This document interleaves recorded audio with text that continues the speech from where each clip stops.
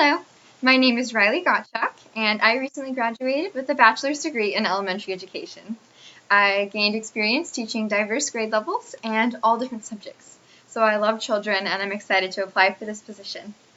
Today I'm going to tell the story, in an abbreviated version, of the Very Hungry Caterpillar. One night, in the light of the moon, a tiny little egg sat on a leaf.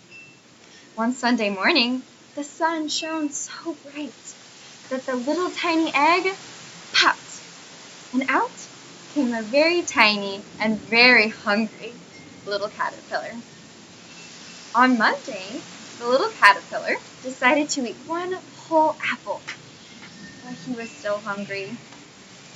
On Tuesday, he thought he might eat 2 pears, but he was still hungry.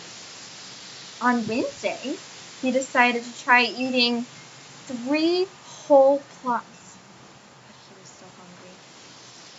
On Thursday, the little caterpillar ate 4 strawberries, but he was still hungry. On Friday, the caterpillar ate 5 whole oranges, but he was still hungry. On Saturday, he ate 1 huge piece of chocolate cake, but he was still hungry.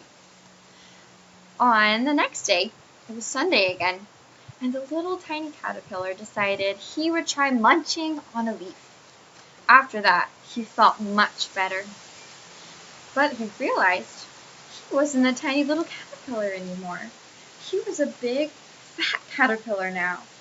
And so he wrapped himself up in a cocoon and he went to sleep for 2 whole weeks. At the end of those weeks, there was wriggling around and the little caterpillar pushed open his cocoon. When he came out, he wasn't a caterpillar anymore, but he was a huge, beautiful butterfly with 2 big wings. The end.